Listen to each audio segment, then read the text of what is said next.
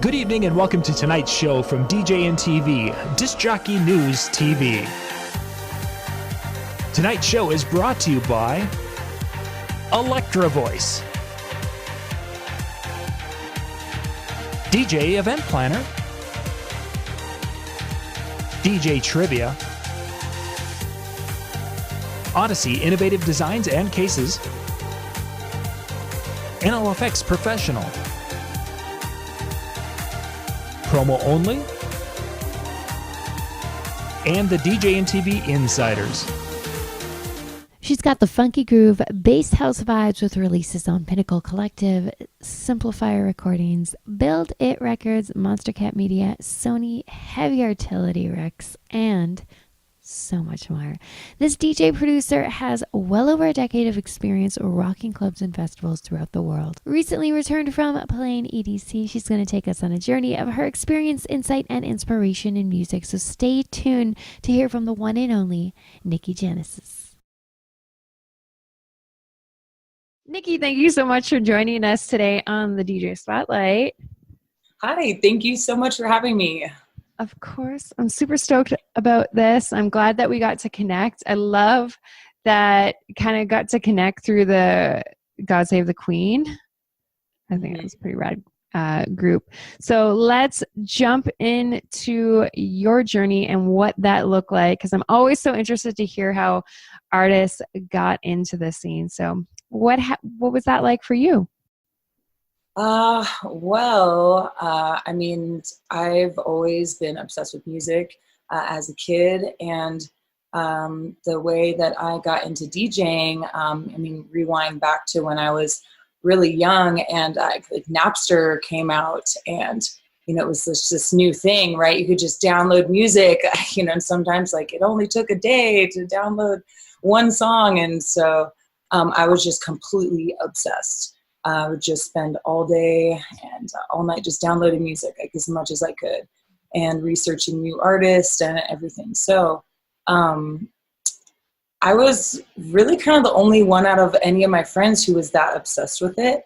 So I would just make these CDs, like these mixtapes, and you know, these different blends of these compilations that I would put together of all the music that I had downloaded. And like, I just was meticulous with like every song and like how it went together. And I just would make these mixtapes for all my friends and like everyone at school. And it kind of became a thing. Like people would come and seek me out and be like, hey, you know, can I get one of your CDs? And just thought that was really cool. And that led to me going to my first rave, which was Together as One, 2000, going into 2001, because it's a New Year's thing. And that was the first time I had ever experienced a DJ, you know, for hundreds of thousands of people. And it was just such a life-changing experience for me. And I'm thinking, wow, that's it. That's what I want to do. And my friends all got together and bought me my first set of turntables after that, which was, I know it was so sweet. And, you know, my boyfriend at the time, it was this Newmark battle pack, like DJ battle pack, like, you know, little 2-channel mixer and like these turntables. And after that, I just was obsessed with mixing. I just would go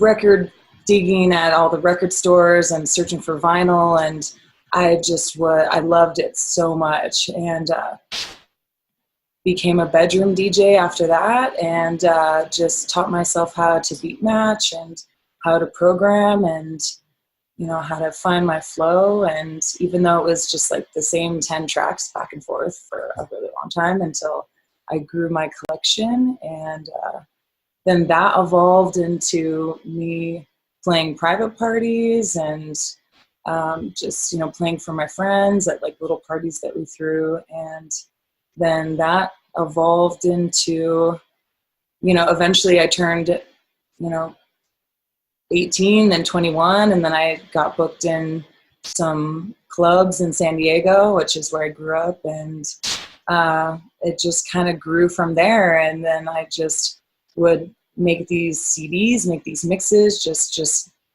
try to get myself out there as much as possible. And yeah, and then I started editing the tracks that I DJ'd.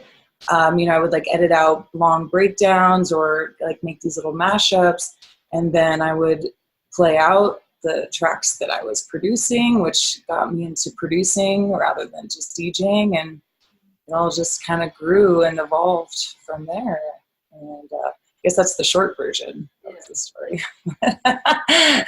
all crammed into the one little thing. So I love that you were making mix CDs before even mixing them. yeah. I hear this story a lot from DJs, like cassette tapes, CDs, or like throwing music on a USB and just curating those playlists. I think we forget how important it is to learn how to create playlists. And some of us, start with the beat matching, but we're not thinking about all the different elements. So I love that you bring that up. And Napster. Oh my gosh. Oh my God, right? You have a MySpace as well. Yeah. Yeah. I'm like, we're dating ourselves for sure, but Yeah. it's still, it was just so groundbreaking. Like, oh my God, you can download your own music and make your own playlist. It was a big deal. Yeah. Well, as an artist with a lot of experience, I'm sure you have lots of different stories about this, but I find we get to this point in our life where there's the fork in the road, and it's like we can go the easy route, or like the not so risky route, or we can take the risk and take the jump and do something that's a little bit more unpredictable. Can you give us maybe an example of that for yourself, where you had to kind of make that choice, and maybe give us an example of that? Yeah.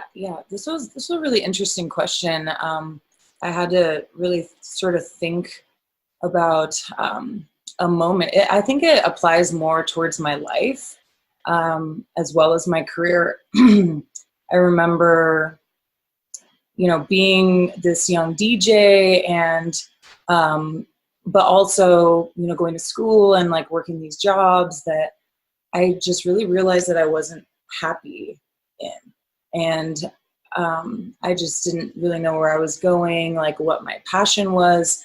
And there was this time in my life when I just made the decision that I was going to take that leap of faith as an artist and quit. I quit the job I was in, that I was miserable in. I made this huge shift in my life where I knew that I wanted to be an artist. I wanted to pursue my passion. I wanted to make music a career. And it was really scary because I didn't know if it was going to work out. I didn't know what was going to happen. I kind of took a turn from, I guess, the safe road of just working this job. I was making okay money. It was fine. I would have been okay doing that, but I wasn't fulfilled. I wasn't living my passion, and I wasn't like being true to myself, really. And yeah, that was just a moment in my life where I took that leap of faith and steered away from like the safe route and pursued my life as an artist and trying to just live my passion. It sounds like the dream was bigger than the fear. Yeah. Yes. Yeah. That's a good and I love that you had that clarity, though, that you knew like this is not fulfilling me. This is, and you jumped in for it. I love that. Sometimes artists can really get caught up on these little things within their career and miss the good stuff. What do you think artists put too much focus on, and how can they shift to what will actually work for them? I think that artists can get really caught up in just their own, image and ego. And sometimes they don't focus on what really matters is the music and connecting other people with the music.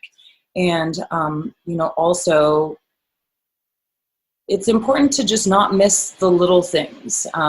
If you're just so obsessed with your career and and, you know, pushing all the time, you can miss out on important connections, or even just spending quality time with the people that you love and care about. And it's important to have that balance of pushing yourself always, and, you know, just doing whatever you can to make it work, but then also taking time to enjoy life and just have that balance.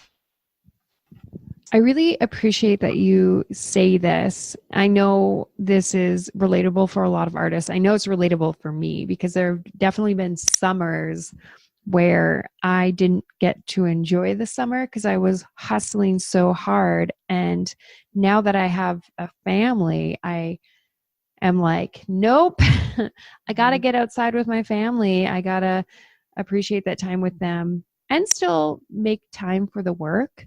So I love that you bring that up, and I love that you talk about ego and taking a step back. That is so freaking important. Mm-hmm. You are doing a lot in your career, and you are traveling quite a bit. I'm really curious to hear about how you are effective with your time and how you're managing it. This is a big one, and it's something that I work on every day. I can be a little scatterbrained and ADD, like we all can be, but just having a regimen and having a schedule that you try to stick to every day really, really helps.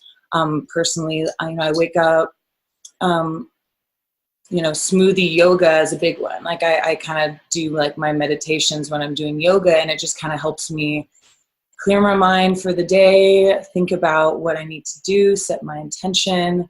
Instead of just like, oh, I'm up, okay, I got to do this like right away. It can get a little bit hectic and stressful. So I think just really remembering to take things slow and to just have that like regimen, like a ritual that kind of helps you clear your mind and, like I said, set your intention for that day to make the most out of it. And also, I think just practicing your craft every single day, whether it's an hour or 5 hours, something that you need to just keep fresh in your head. Even if you don't want to, even if you're like, oh man, I don't feel like it, I'm so tired. Like, no, you need to work on that track. You need to listen to new music just to keep yourself, because it's easy to sort of fall out of the habit. And then you're like, oh my God, a week just went by and I haven't practiced or I haven't worked on anything. So just being consistent and being disciplined as much as possible. I think it's so wonderful that you mention the part about kind of slowing down first thing when you get up and grounding yourself and taking care of yourself mentally, physically. I love the example that you give with the smoothie and the yogurt and the meditation. And the more artists I talk to that are getting a lot of stuff done, the more you realize they are slowing down, like you're talking about. So thank you for bringing that up. You just came back from EDC. Was there something, an experience or a conversation that you had while you were out there that was really impactful for you? And can you share? Yeah. I love EDC. I've been going for many, many years. First as spectator, and now I've had like the privilege to get to DJ there almost every year.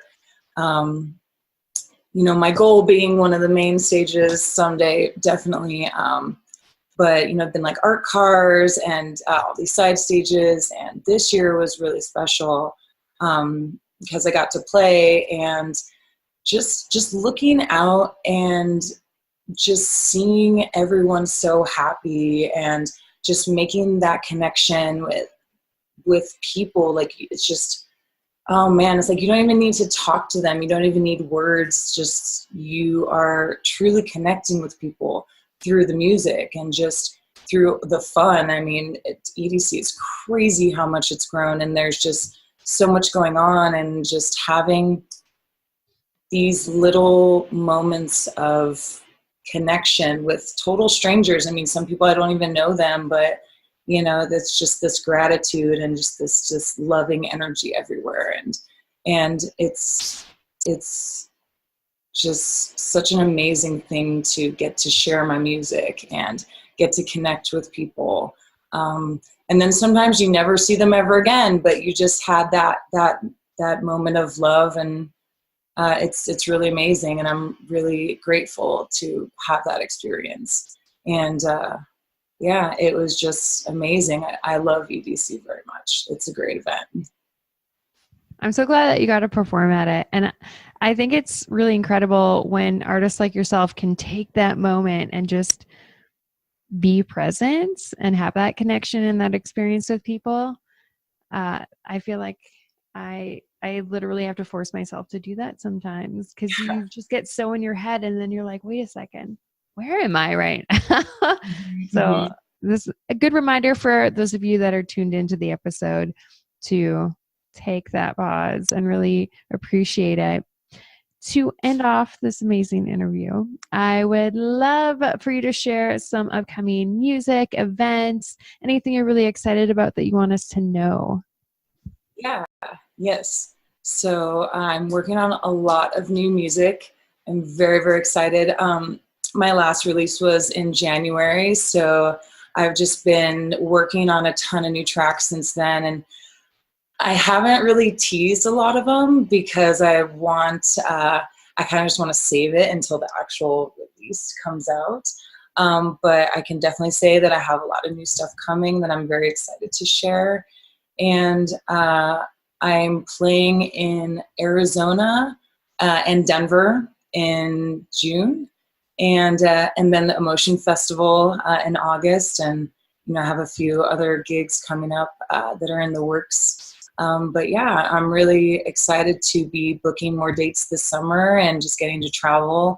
I just played in Toronto a few weeks back, and that was amazing too. And I love traveling and just getting to play as many places as I can. It's what I love to do.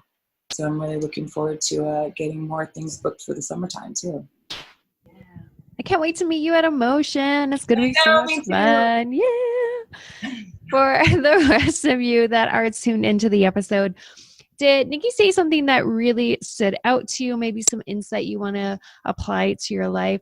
Let us know in the comments below. Let us know how you're going to set that in motion. And of course, we're going to have links so you can check out all of the amazing things that she's got going on. As always, make sure you don't let no one kill your vibes.